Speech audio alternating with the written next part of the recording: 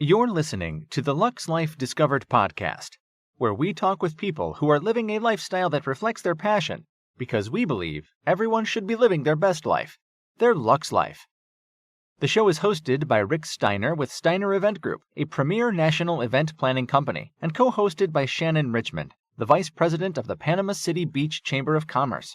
If you are watching on YouTube, be sure to hit the subscribe button and the bell to get notifications of future episodes. The show is produced by 30A Media and is broadcast on your favorite podcast outlets, as well as YouTube, Roku TV, Amazon Fire TVs, and other major brand smart TVs. Hello, I'm Rick Steiner, and welcome to Lux Life Discovered. We have our co-host with us today, Shannon Richmond with the Panama City Beach Chamber of Commerce. So welcome, Shannon. Thank you, Rick. Always a great time. Yes. Are you ready for this podcast? I'm always ready. Well, it's going to be fun. Okay. Our guests today are Cameron and Elizabeth Spencer, and they're photographers and videographers from Arkansas that I know, and we're so glad to have you guys with us today. Yeah, we're really excited. Yeah, thank you so much for having us. We're honored to be on the show today. Well, Shannon, when you guys did my bridal show a year or so ago. And, in Arkansas? In Arkansas, yeah. Okay. And I had known of them because, all of their work is I want to say a fairy tale because it's very magical. And you capture, the way you capture everything is just really so impressive. So kind of give us a background of how you guys started, how you met, and working together, all of that. Okay, yeah, for sure. So in a nutshell, because it's a long story, but we'll spare you of that. But we met over 10 years ago in 2011 at our church, actually, in youth group. And so we kind of had one of those moments of knew the moment we saw each other that we were supposed to be together. And so we were sophomores in high school at the time. So that felt, much bigger than us at the time, but both of us experienced it. So anyways, time went on, we ended up dating and we got married in 2016. And we're from a very small town. Well, I am, of 600 people, no stoplights, very small rural, lots of cows and chickens.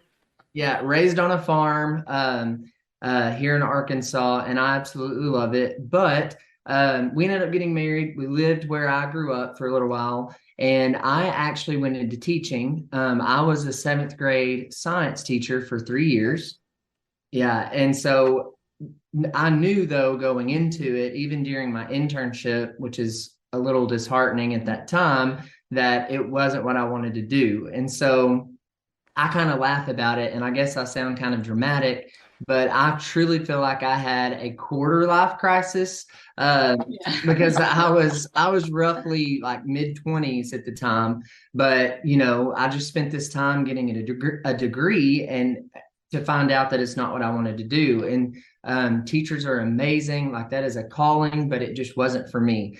And so I kind of went into this mode of panic and fear because I didn't want to do that for 28 years, and I prayed about it a lot, and I talked with Elizabeth, and I feel like the Lord, because we're believers, but I felt like the Lord just kind of reminded me that I really liked photography, but I never actually gave it a chance. And so I knew at the time that he desperately needed a hobby.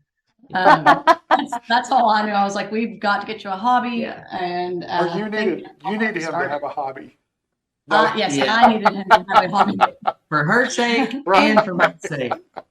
Yeah, and so I remembered that, and I got interested in it, even though I had never owned a real camera. I had just used my phone growing up, but I researched, and I went to what we call YouTube University, and just looked up, lots of hours there. Yeah, looked up all the different, stupid questions, so to speak, and then I had a wedding photographer. She did it full time, Grace Star Photography. We will always give her credit and honor because she deserves it. But she graciously met up with me for 3 hours. And let me ask all the questions about photography. And she's the one that helped me to realize that it could be not only a career, but a successful career, and just all the opportunity and freedom. And so then I just went into it hardcore, and Shadowed under her. Yeah, she allowed me Oh. to second shoot weddings with her a few times, and I learned a lot through that. And we invested into education with people like Erin Wilson Photography, which we love her and her work as well. And it just, it just took off. And of course, we did put in the hard work, but we believe the Lord just kind of paved the Accelerated way. all of that, yeah. Isn't it nice to have people that you respect and look up to that are willing to let you work with them and learn from them and not feel intimidated? Yeah, we just didn't know how open and helpful everybody would be. But I guess until you ask, you don't know. Yeah. And Yeah, I pretty think- much everyone we've gone to with questions has Yeah. been willing to help and has just been really forthcoming. Even in like the courses we are now, because I mean, we continue education every year. The community that we're in right now is super helpful. And even like the questions that other people are asking are really helpful because they're questions maybe we didn't think to ask ourselves. Right. Yeah, and I think outside looking in, we just assumed it was probably like, a Kind of dog, dog eat dog. a dog eat dog world. Like there's only so many weddings and, so many photographers and Mhm. that kind of thing. And while that could be true in some communities, we really feel blessed, especially in this area, because it really is community over competition. Right. Because when they win, we win, and when we win, they win. And just the whole market is elevated. So. And that's the way it should be. And it's not that way in every part of the profession, but it's great when you find the people that have that mindset, because it sure makes every event much more enjoyable. And it just, like you said, you learn from it and you grow. So do you both work as a team? How do you guys have different responsibilities? How do you do a typical wedding? Like, what are your jobs? It's really fun. Cameron is, I would say, our lead shooter. He takes on that role. But fun fact, he's colorblind, which is really interesting for a photographer. Yeah. He is red-green colorblind, which for those who know, in the editing world, that is your tint. And so he cannot see tint much at all. I can fiddle with the picture quite a bit, and he's not gonna be able to tell the difference when the tint is super pink or super green. It all pretty much looks the same to him. And So needless to say, I cannot do the editing. Yeah, I was gonna say they probably need an editor. Yeah, so I take on the role as chief editor, and that's where we started, I would say. Now we've picked up video, and I also get to do lead on video, which I absolutely love. I love writing and reading in general, and so I believe video is a great way to storytell, and I love it. It's new to us. We're just starting out this year, and we already have a few weddings under our belt, and I've loved what we got to do so far, and we have a lot of great weddings coming up that I get to do video for as well. I'm really excited. And the funny thing about the video part of it is she's the lead shooter for video on the wedding day, but then I take lead on actually creating the video in the office. So what a great team. So especially when it comes to music, Cameron's the musician of the two of us, and so I can say, hey, this is where I want the story to go, and then he will get me my music and like time it out for us because I have no sense of rhythm or beat, and so he does all of that, and then I'm like, okay, so this is the story I want you to tell. Give me some music, give me the rhythm, and together we get to create a really awesome story. Yeah.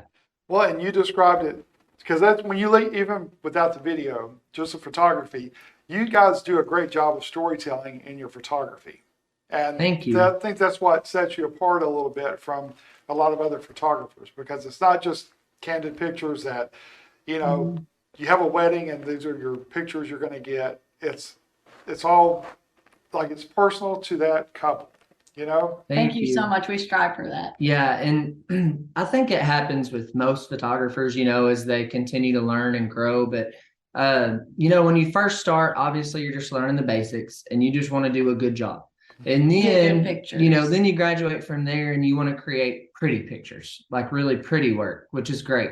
But then you should graduate from there, we believe, to capturing the feeling of the day. Right. And so that's what we really strive to do, is capture the feeling of the day, whether that's through those candid shots that are just, it's in the moment happening and we capture that. Or maybe it's a created moment, which is what we call, and that could be anything from the detail flat lay, which we love to do, of the bridal details, to posed portraits of the bride and groom. So that are really meticulous and thought out and meaningful. Yeah. And more than just, hey, smile, look at the camera, place your hands here. Yeah. But really capturing the essence of who they are in a photo. Yeah. And speaking to that, I feel like a lot of times people are, kind of dogmatic on being super, super candid only, or dogmatic on being super fine art only, over like so superposed. But we really like to mix it. We like to have the mixture of the fine art, perfectly posed shots, created shots, and then the really fun documentary style candid photos. We love that blend. Yeah. Well, Shannon, I don't know if you realize this and if we've talked about this, but they shot a wedding here New Year's Eve in 38. Oh. And it's absolutely one of the most beautiful weddings. Aww. I have to say. I care who was the planner. Do you remember the planner for that event? It was Nicole. There were kind of two. So the actual bride is with White Sage Events, who is based in California. Was it Brooks? Was it Brooks' wedding? Yes. So really? Brooke. Yeah, Brooke with White. No, it was Arden's wedding. Okay. Yeah. The bride is Arden, now Arden Harris, but she is a planner for White Sage Events. Here in Arkansas. I didn't even put that connection together. So yes, and so I think they took lead on planning and design, and then Nicole with Elegant Pairings helped coordinate she coordinated and executed the plan. Okay. So it was a team effort. And guess who their DJ was? Scott. Scott Lesser, DJ 38, yeah. And he killed it. He did a great job. It was so much. That wedding was just so much fun. Oh, well, from the pictures, and it was beautiful too. And then the New Year's Eve on top of it, it was perfect. So when I saw that, and then I saw the photographer, I'm like, I know them. Yeah. So So when we were going to talk to you guys today, and we were talking about who was going to be on the podcast, he described you guys as you put on a fairy tale story for the wedding. So it really sounds like you guys put all the little touches just to make it just right. What is your most difficult when you're dealing with a wedding? What's your most difficult problem you have? Cooperation? So I would say, honestly, like we've kind of got it down to a science. I hate to even word it like that, but we put a heavy emphasis on the timeline, leading up to the wedding. And so I know that planners work on this as well. And we work with planners to create a timeline that works well for all the other vendors and logistics of the day, as well as the photography and videography timeline. But we will send a questionnaire to the bride that gives us all the information we need to create a custom wedding day timeline for them that meets their needs, and one that we know works. We know will work well and will flow well. So with that being said, typically we don't really run into a ton of problems. I mean, of course we have, and if we do, it's usually just like hair and makeup running behind, not to throw those vendors under the bus, but if something like that runs behind, it's okay. We can be flexible and swap things around, but that does make it a little more challenging to get all the portraits in before the ceremony. So I love the questionnaire. I think the questionnaires, that's really great. Have you ever sent somebody a questionnaire and got the answers back and you're like, there's no way I can work with this couple? Well, we send that after the book. Oh, got it. Okay. Is there anybody that you've ever just not been able to because of their demands, perhaps?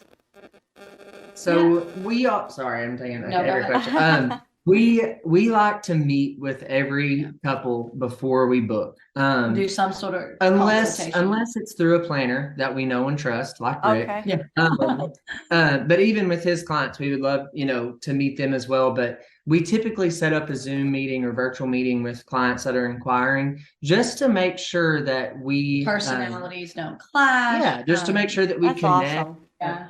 because not only do we want to have a great experience working with them, we want them to have a great experience with their photographer. And we know Absolutely. we're not going to be everybody's cup of tea. We're Right. we're not the fly on the wall photographer that some people are looking for. We're going to be a little bit more personal. We're going to be more involved. And some people want to not talk to their photographer all day. And we know we're not going to mesh well with those people. We're going to be your best friend on your wedding day. So But, it's you know- probably going to be a good thing that you like us. Yeah. Well, and that is important too. And, you know, there's been one corporate event over the years and one wedding each that I knew from the very beginning it was a no, you know, the gut feeling. And Yes. both of them were big and the fee was great. And I did each of them anyway. And I'll be honest with you, they could have paid me 4 times as much and it still would not have been worth it. So I've learned about that gut feeling and intuition because it is important to have that connection.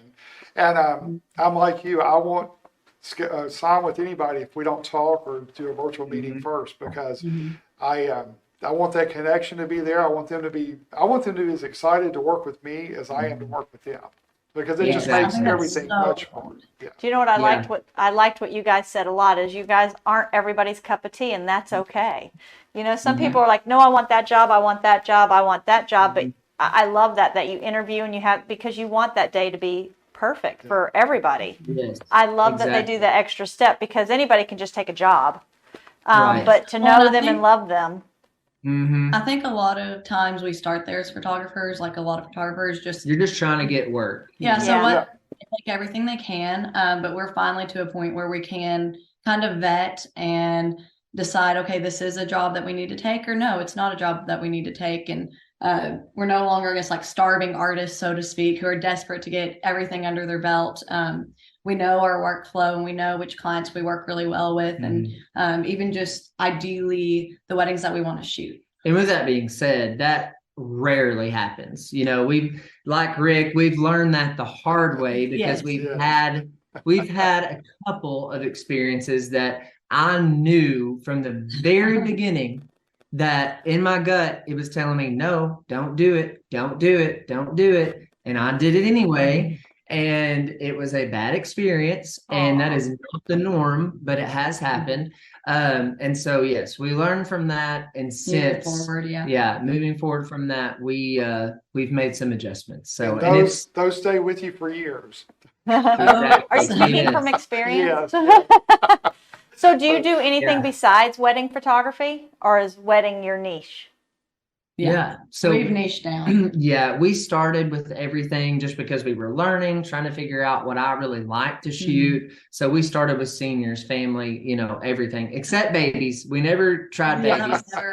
We did some of our sisters, and I got peed on twice. And That's not our thing. So tried it all, landed on weddings, absolutely love weddings, which we're both hopeless romantics. I mean, we absolutely truly love it. And so it's definitely our niche. And you know, that may be why you capture it so well, because you are hopeless romantic. Yes. I think that could play a big role in that. So tell me about your time. You went to England. Was it just vacation, or was it to learn also and to grow in your photography?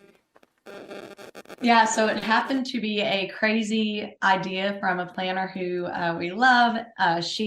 We talked about maybe doing a styled shoot here with her, and I think she called Cameron at like 5 a.m. and we are not morning people. So about 8 o'clock, Cameron gives her a call back, and she's like, "I'm so sorry I called you so early, but I have this crazy idea. Would y'all want to go to London, England?" And we're like, yes. Honestly, it did not take us long. We love everything European.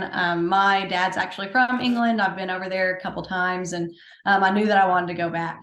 And so when that opportunity like just literally fell in our laps, we took it. Aww. And so Anna with Perception by Anna Dickinson, based in Little Rock, she's the one that approached us about it. And so we love her. We loved her already before the trip. And so we were excited to be asked and to do it. And it was life-changing because it was my first time to travel to Europe, and it was much more inspiring than I ever even anticipated. And we went in the dead of winter, so it's not like we even saw London in its prime necessarily, but Right. everything about it, every street corner is just curated and perfect, and it's a different world. And so I think that's one thing, like when we're shooting weddings now, we want it to transport people, which you Yes. talked about, like our storytelling, like that is an aspect that we take with us, is we want our photographs to transport you. We want it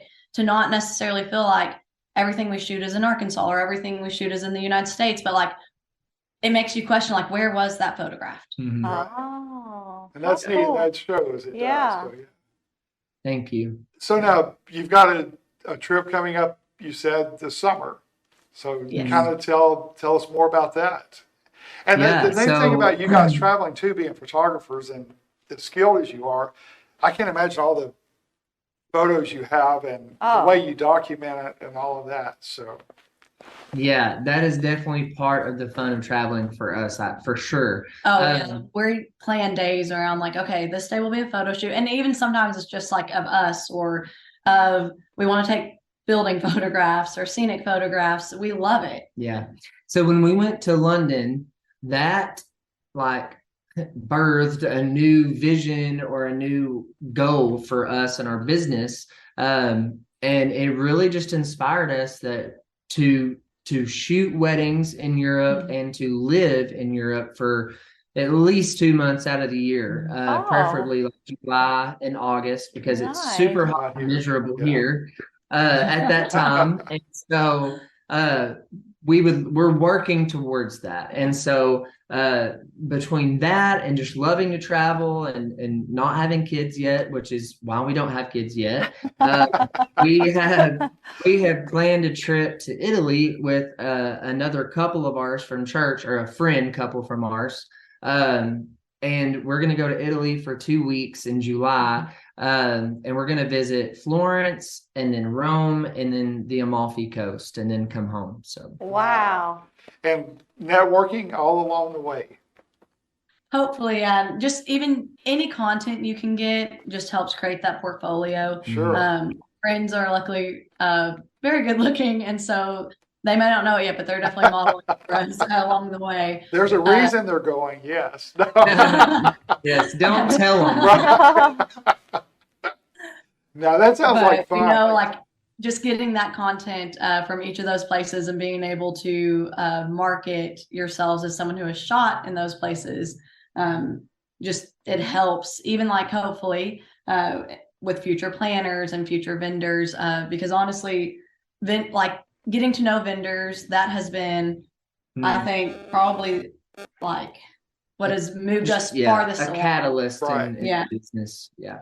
Well, and it will, because you can, like my bridal show here in Florida has been, in Arkansas for that matter too.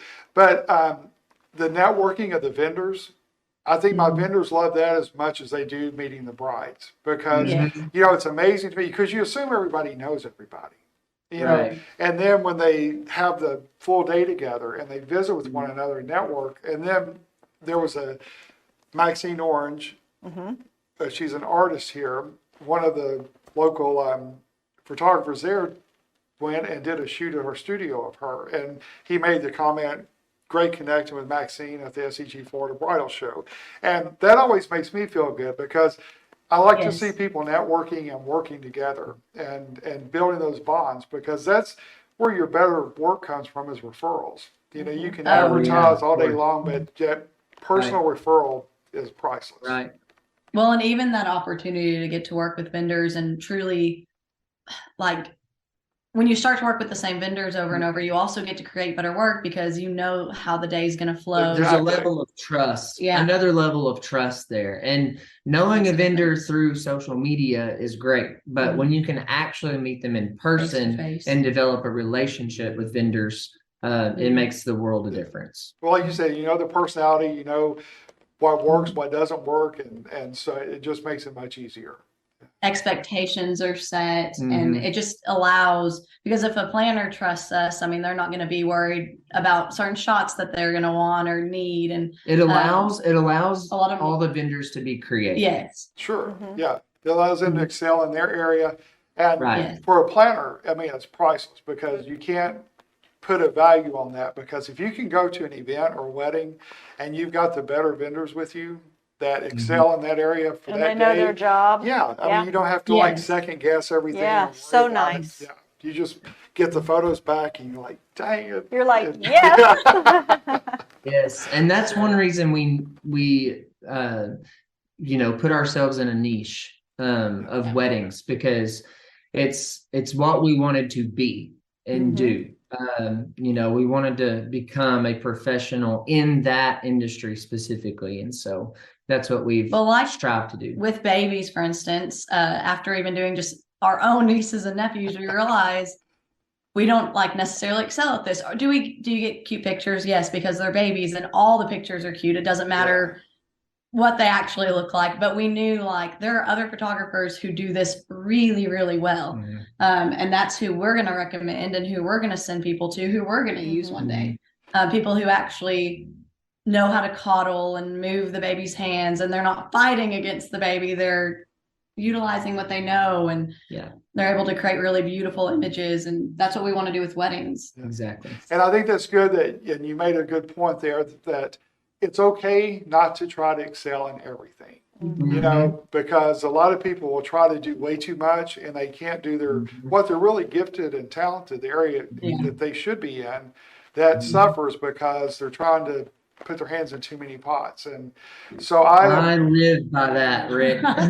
well, from experience too, She hears me say all the time, do it right or don't do it at all. There's just, I don't know, especially if my name is attached to it. And I've been like that since I was a young kid in school. If I'm going to do an assignment or a project or whatever, like I'm going to do it, all the way, or I'm not going to do it at all. So. Well, you guys do an awesome job. And I can't believe our 30 minutes is up already. I know it. Yeah. So fast. I know it's gone by quick. So, but yeah, thank you so much for your time. It's been a pleasure to meet you and then to follow you over the years and to see the great work that you do. So I appreciate you taking the time to be with us today. Of course. Thank you Thank you so much for having us. And then if you will, share your info, your website, your contact information with everyone. Yeah, so you can find us at CameronandElizabeth.com.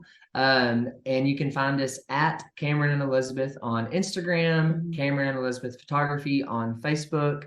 And I think Instagram's probably where we stay most updated. Yeah. So if you're wanting to really follow, Instagram's the place to go. Yeah. All right.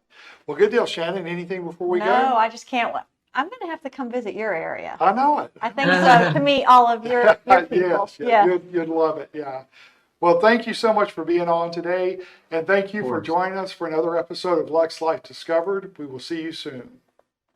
Check out Lux Life Discovered on Facebook and Instagram and on 30a.tv. See you next time on Lux Life Discovered.